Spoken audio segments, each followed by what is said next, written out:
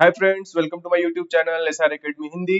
तो translation practice के हम 9th वीडियो में हैं। तो जैसा कि हम लोग प्रैक्टिस कर रहे हैं हमारा जो एसएससी जेएसटी एग्जाम है उसके पेपर 2 के लिए, जहां पे आपको ट्रांसलेशन आता है एक इंग्लिश टू हिंदी और एक हिंदी टू इंग्लिश। चलिए आज का ट्रांसलेशन प्रैक्टिस शुरू करते हैं।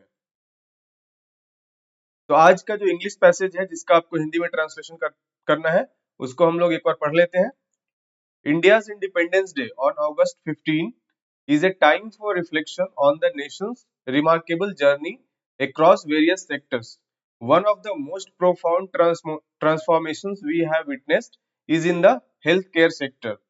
From a time when Indians had to travel to the Western world for advanced medical treatments to today, where India stands as a global healthcare hub, we have come a long way. This evolution not only signifies our medical prowess but also our economic resilience. Until the 1980s, it was a common practice for affluent Indians to seek advanced medical treatments abroad, especially in Western countries. This dependency was not only a drain on our financial resources but also a testament to the gaps in our healthcare systems. Okay, तो ये आपका English passage है, इसको हिंदी में translate करना है, हिंदी में अनुवाद करना है। तो इसको एक एक सेंटेंस को हम डिफरेंट स्लाइड्स पर लेते हैं और उसका मीनिंग समझते हुए उसका अनुवाद करते हुए चलते हैं। ठीक है, तो आपका पहला जो सेंटेंस है वो है India's independence day on August 15 is a time for reflection on the Nations remarkable journey across various sectors. ठीक है, तो इसमें क्या है, इंडियाज इंडिपेंडेंस डे मतलब भारत का स्वतंत्रता दिवस। ठीक है, ऑन अगस्त 15, इसको अगस्त 15 अगस्त बोलेंगे। It is a time for reflection मतलब विचार करने का समय। रिफ्लेक्शन का मतलब यहाँ हो जाएगा it is a time for reflection मतलब विचार करने का समय। ऑन द मतलब क्या चीज पे, नेशंस मतलब देश की, रिमार्केबल जर्नी। रिमार्केबल जर्नी को हम लोग क्या बोल सकते हैं, जर्नी तो यात्रा हो गया, रिमार्केबल को क्या बोल सकते हैं, उल्लेखनीय। उल्लेखनीय यात्रा अक्रॉस वेरियस सेक्टर्स मतलब विभिन्न क्षेत्रों में। ठीक है, तो चलिए इसको हिंदी में लिख लेते हैं। कैसे लिखेंगे, तो इसका हो जाएगा आपका 15 अगस्त को भारत का स्वतंत्रता दिवस,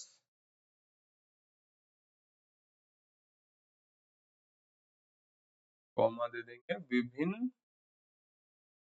वेरियस सेक्टर्स है ना, विभिन्न क्षेत्रों में देश की, रिमार्केबल तो इसको क्या लिखेंगे, उल्लेखनीय। उल्लेखनीय यात्रा पर विचार करने का समय है। देखिए सेम मीनिंग आ रहा है। India's independence day on August 15 is a time for reflection on the Nations remarkable journey across various sectors, यानी 15 अगस्त को भारत का स्वतंत्रता दिवस विभिन्न क्षेत्रों में देश की उल्लेखनीय यात्रा पर विचार करने का समय है। तो यहाँ मीनिंग एग्जैक्टली सेम आ रहा है, इसलिए हमने रिफ्लेक्शन का विचार करने का समय ऐसा अनुवाद किया है। ठीक है, नेक्स्ट सेंटेंस पे चलते हैं। One of the most profound transformations we have witnessed is in the healthcare sector. तो इसमें देख लेते हैं वर्ड्स को। One of the most profound मतलब profound को क्या, profound transformations मतलब इसको हम बोल सकते हैं, profound को हम लोग बोल सकते हैं गहन, गहन परिवर्तन। ट्रांसफॉर्मेशन को परिवर्तन, तो गहन परिवर्तनों। वी हैव विटनेस्ड मतलब हमने देखा है, वी हैव विटनेस्ड का हमने देखा है, इज इन द कौन से सेक्टर में, हेल्थ केयर सेक्टर। तो इसको हम लोग स्वास्थ्य सेवा क्षेत्र बोल सकते हैं या फिर स्वास्थ्य देखभाल क्षेत्र भी बोल सकते हैं। तो आइए इसको लिख लेते हैं। तो क्या हो जाएगा, मोस्ट प्रोफाउंड ट्रांसफॉर्मेशन का हमने क्या बताया था, सबसे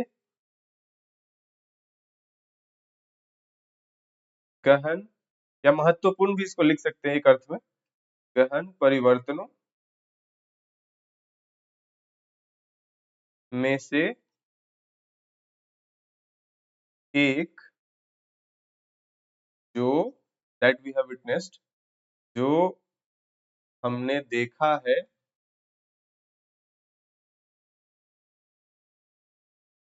वह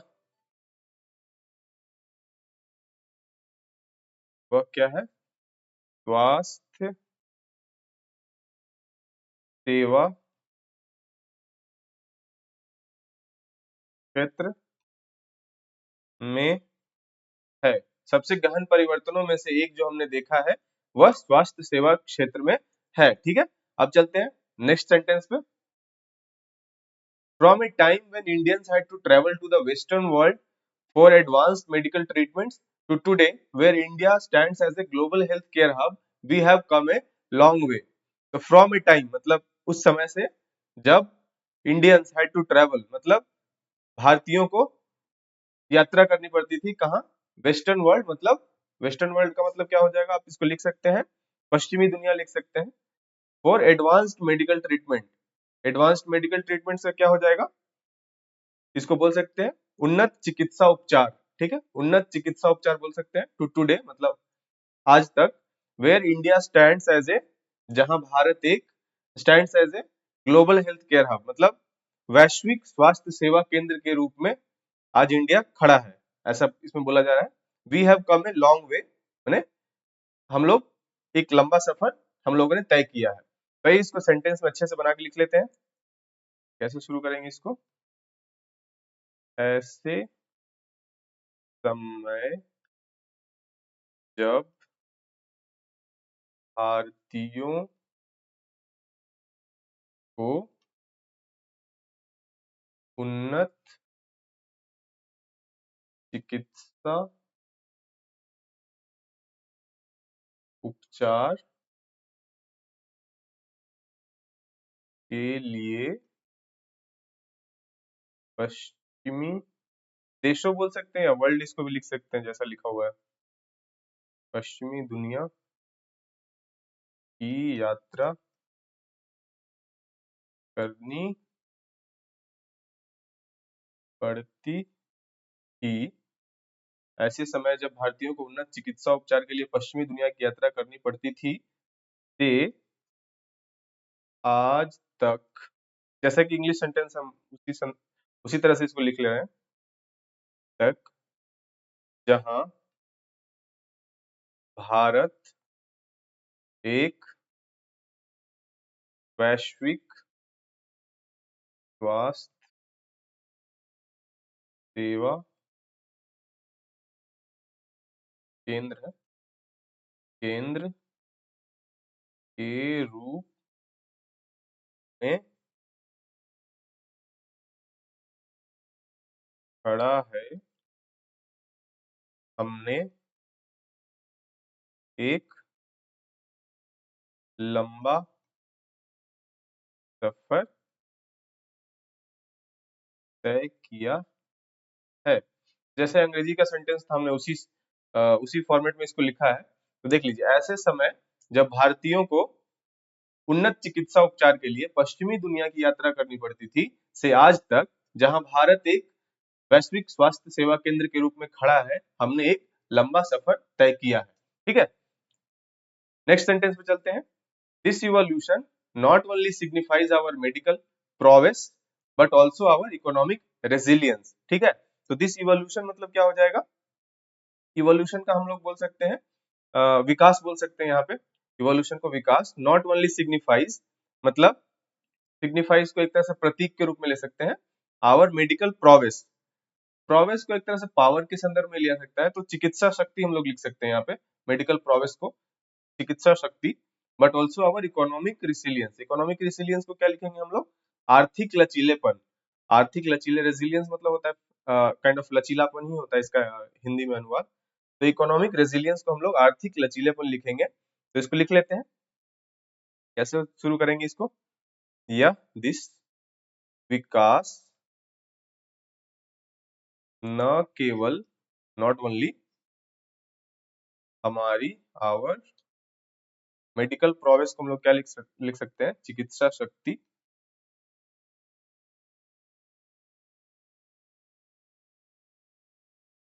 बट ऑल्सो आवर मतलब बल्कि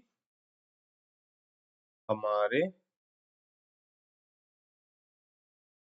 आर्थिक लचीलेपन मतलब इकोनॉमिक रेजिलियंस का भी प्रतीक है। प्रतीक हम लोग सिग्निफाइज का अनुवाद कर रहे हैं, ठीक है। तो यह विकास न केवल हमारी चिकित्सा शक्ति बल्कि हमारे आर्थिक लचीलेपन का भी प्रतीक है, ठीक है। अगले वाक्य पे चलते हैं। Until the 1980s, it was a common practice for affluent Indians to seek advanced medical treatments abroad, especially in the Western countries. इसमें क्या क्या आपका शब्द आ गया? 1990 तक, 1980 तक के दशक तक बोल सकते हैं। It was a common practice, मतलब यह एक आम बात थी। For affluent Indians, affluent Indians को क्या बोल सकते हैं? संपन्न भारतीय बोल सकते हैं। Seek advance medical treatment, advance medical treatment हम लोग बोलते हैं उन्नत चिकित्सा उपचार, ठीक है। और क्या होता है? एब्रॉड मतलब विदेश, विदेशों में, स्पेशली इन वेस्टर्न कंट्रीज, विशेषकर पश्चिमी देशों में। तो ये इसको लिख लेते हैं। 1980s लिखा है तो इसको हम ऐसे लिख सकते हैं 1980 के दशक तक एफ्लुएंट इंडियंस मतलब संपन्न भारतीयों के लिए विदेशों में, अब्रॉड, स्पेशली वेस्टर्न कंट्रीज है तो इसको लिख लेंगे विशेषकर पश्चिमी देशों में उन्नत चिकित्सा उपचार प्राप्त करना। प्राप्त करना हम लोग सीख का हम लोग वो कर रहे हैं अनुवाद। प्राप्त करना एक आम बात थी, मतलब it was a common practice. तो क्या हो गया?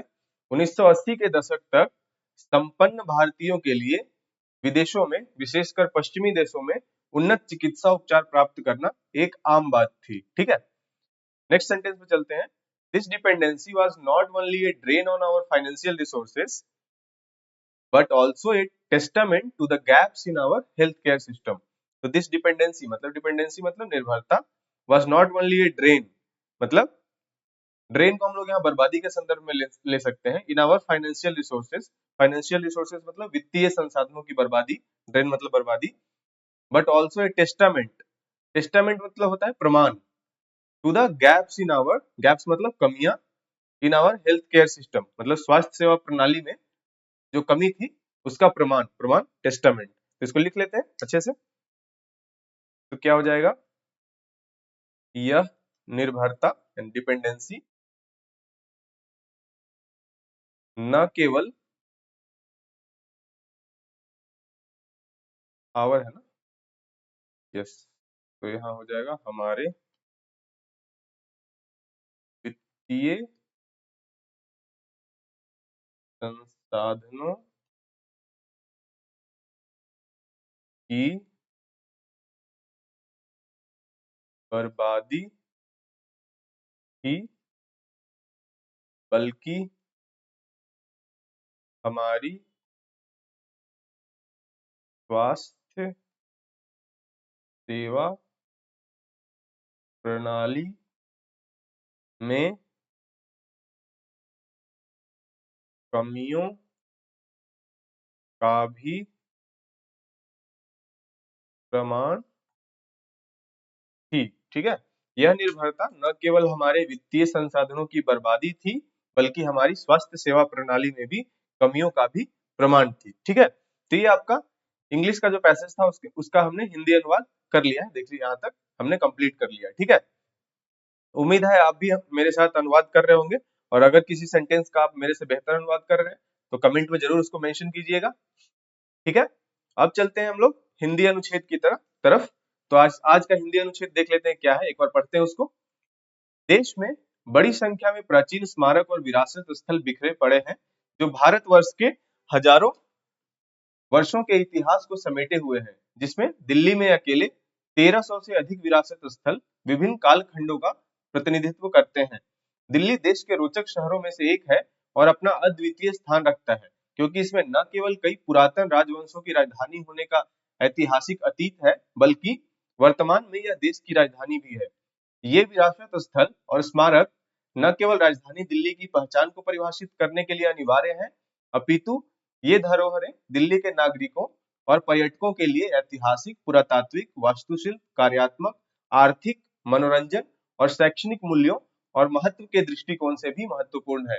विभाग का मुख्य उद्देश्य भारतीय पुरातत्व सर्वेक्षण, भारत सरकार द्वारा संरक्षित स्मारकों के अतिरिक्त दिल्ली में स्मारकों की सुरक्षा और संरक्षण करना है। विभाग का उद्देश्य इन स्मारकों और स्थलों को भावी पीढ़ी के लिए संरक्षित करना है और धरोहरों की उनकी प्रामाणिकता और अखंडता को बनाए रखना है। दिल्ली में राष्ट्रीय महत्व के स्मारकों को छोड़कर अन्य स्मारकों की सुरक्षा और रख रखाव की दृष्टि से 1978 में दिल्ली प्रशासन में पुरातत्व विभाग की स्थापना की गई थी। ठीक है, तो इसका चलिए हम लोग एक एक वाक्य को एक एक स्लाइड में लेके उसका इंग्लिश में ट्रांसलेट करते चलते हैं। ठीक है, तो पहला आपका वाक्य क्या है? देश में बड़ी संख्या में प्राचीन स्मारक और विरासत स्थल बिखरे पड़े हैं, जो भारतवर्ष के हजारों वर्षों के इतिहास को समेटे हुए हैं, जिसमें दिल्ली में अकेले 1300 से अधिक विरासत स्थल विभिन्न कालखंडों का प्रतिनिधित्व करते हैं। तो इसमें देख लीजिए कौन कौन से शब्द आपके लिए नए हैं। तो इसमें क्या हो जाएगा? पहले देश में मतलब इन आवर कंट्री, बड़ी संख्या मतलब लार्ज नंबर, प्राचीन स्मारक मतलब एंशिएंट मॉन्यूमेंट्स इसको बोलते हैं, विरासत स्थल मतलब हेरिटेज साइट्स, बिखरे पड़े हैं को क्या बोल सकते हैं? स्कैटर्ड अक्रॉस, जो भारतवर्ष के मतलब इंडिया, ठीक है, हजारों वर्षों के इतिहास को मतलब 1000 years ऑफ इंडियाज हिस्ट्री को समेटे हुए है। समेटे हुए है मतलब समेटे हुए को क्या बोल सकते हैं हम लोग? समेटे हुए को हम लोग बोल सकते हैं विच कवर, मतलब कवर जैसा कुछ और भी आप अच्छा अनुवाद कर सकते हैं इसका। तो विच कवर हो जाएगा इसका 1000 years of India's history, Delhi में अकेले, ऑफ विच दिल्ली अलोन मतलब दिल्ली अलोन 1300 से अधिक विरासत स्थल मतलब मोर देन 1300 हेरिटेज साइट्स, विभिन्न कालखंडों का प्रतिनिधित्व, कालखंड मतलब क्या हो जाएगा? पीरियड्स, तो रिप्रेजेंटिंग डिफरेंट पीरियड्स। ठीक है, तो इसको लिख लेते हैं। इसका इंग्लिश ट्रांसलेशन क्या हो जाएगा? There are a large number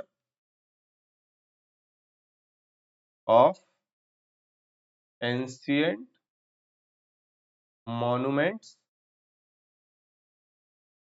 and heritage sites scattered across the country, which cover, cover को हम लोग किसके संदर्भ में ले रहे हैं?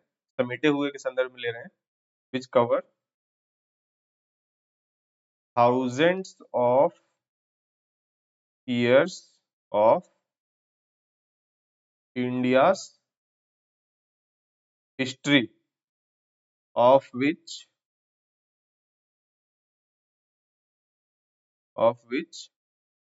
Delhi alone has more than 1300 heritage sites representing different periods, मतलब विभिन्न कालखंड। ठीक है, there are a large number of ancient monuments and heritage sites scattered across the country which cover thousands of years of India's history, of which Delhi alone has more than 1300 heritage sites representing different periods। ठीक है, अगले वाक्य पे चलते हैं। दिल्ली देश की रोचक शहरों में से एक है और अपना अद्वितीय स्थान रखता है, क्योंकि इसमें न केवल कई पुरातन राजवंशों की राजधानी होने का ऐतिहासिक अतीत है, बल्कि वर्तमान में यह देश की राजधानी भी है। ठीक है, तो क्या हो जाएगा इसमें? रोचक शहरों मतलब, रोचक शहरों को क्या बोल सकते हैं आप? इंटरेस्टिंग सिटीज बोल सकते हैं। ठीक है, और क्या है? अद्वितीय स्थान रखता है मतलब यूनिक पोजीशन। मतलब यूनिक पोजीशन रखता है। और इसमें न केवल कई पुरातन राजवंशों को क्या बोलेंगे, एंशियंट डायनेस्टीज की राजधानी मतलब कैपिटल। ऐतिहासिक अतीत के लिए हम लोग यूज कर सकते हैं हिस्टोरिकल पास्ट, ठीक है। वर्तमान के लिए करेंटली इसको यूज कर सकते हैं। एंड देश की राजधानी है तो it is capital of the country. तो चलिए इसको लिख लेते हैं। Delhi is one of the interesting मतलब रोचक शहर, cities of the country and holds it's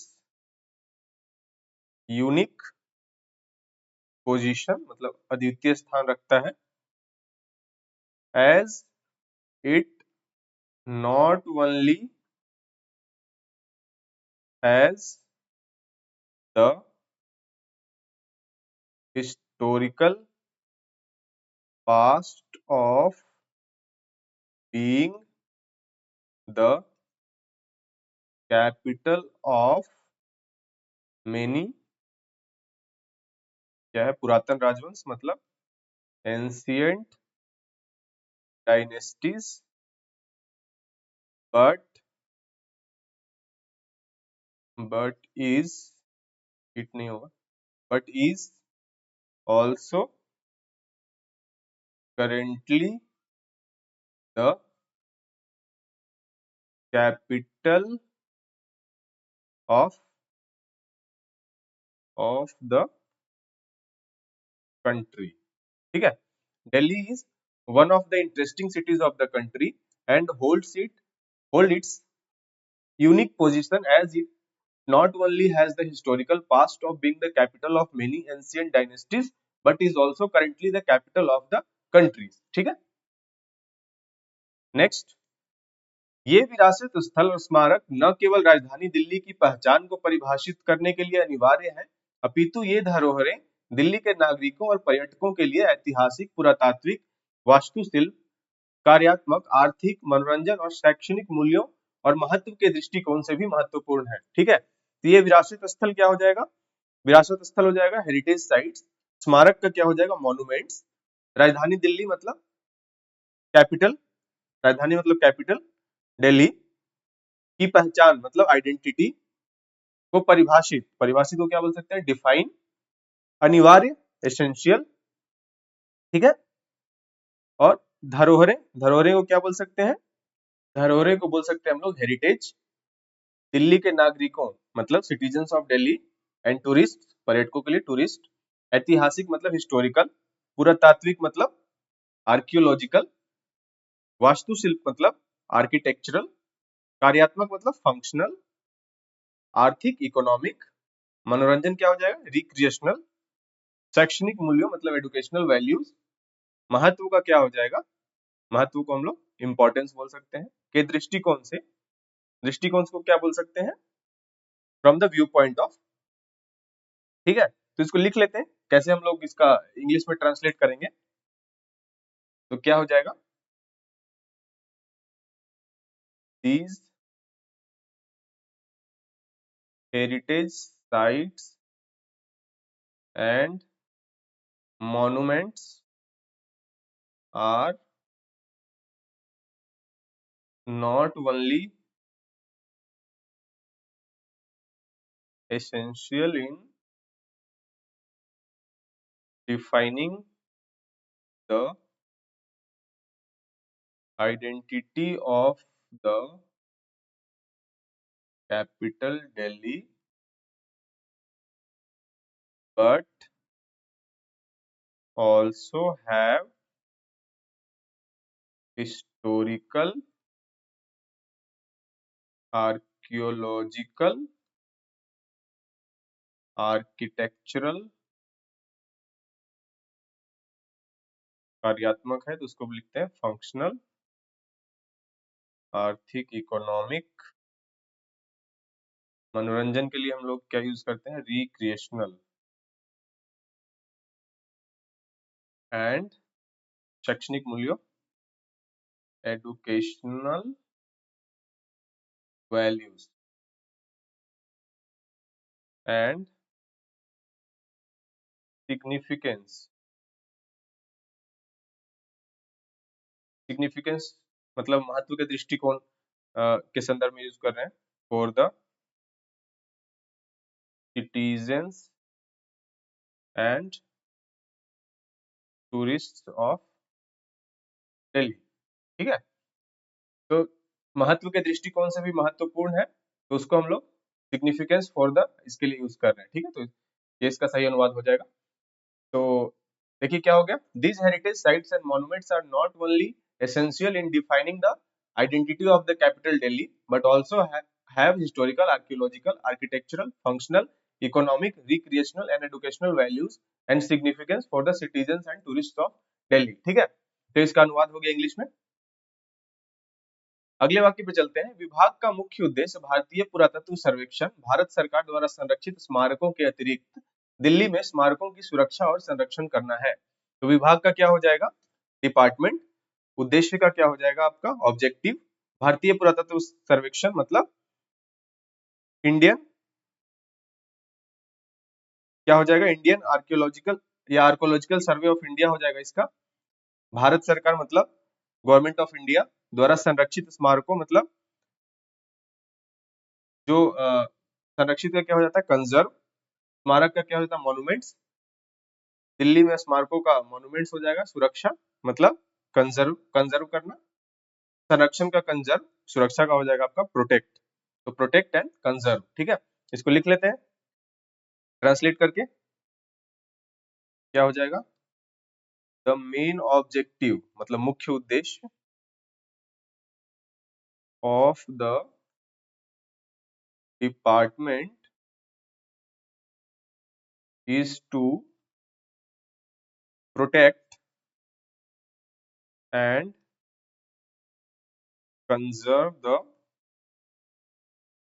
monuments in Delhi other than मतलब इसके अलावा अतिरिक्त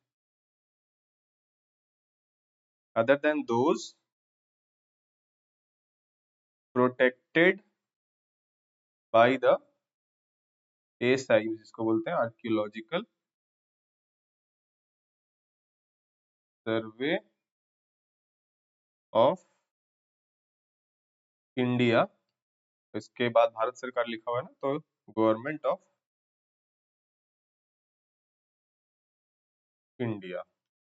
ठीक है, the main objective of the department is to protect and conserve the monuments in Delhi other than those protected by the Archaeological Survey of India, Government of India. ठीक है, अगले वाक्य पे चलते हैं, विभाग का उद्देश्य इन स्मारकों और स्थलों की भावी पीढ़ी के लिए संरक्षित करना है और धरोहरों की उनकी प्रामाणिकता और अखंडता को बनाए रखना है। ठीक है, तो इसमें क्या क्या हो जाएगा आपका, उद्देश्य का अगेन हो गया ऑब्जेक्टिव, विभाग का डिपार्टमेंट हो गया, स्मारकों और स्थलों मतलब मॉन्यूमेंट्स एंड साइट्स को भावी पीढ़ी के लिए मतलब फ्यूचर जनरेशन के लिए संरक्षित करना मतलब कंजर्व या प्रिजर्व, कुछ भी बोल सकते हैं इसको, और धरोहरों की उनकी प्रामाणिकता। तो हेरिटेज साइट्स की प्रामाणिकता का क्या हो जाएगा, प्रामाणिकता का ऑथेंटिसिटी इसके लिए यूज कर सकते हैं, प्रामाणिकता के लिए ऑथेंटिसिटी। अखंडता के लिए हो जाएगा इंटेग्रिटी, को बनाए रखने के लिए मतलब to maintain the authenticity and integrity. धरोहरों को क्या बोलेंगे, हेरिटेज साइट्स। इसको लिख लेते हैं, इसको भी वैसे ही शुरू करेंगे, the objective of the department is to preserve या कंजर्व भी बोल सकते हैं these monuments and sites मतलब स्मारकों और स्थलों for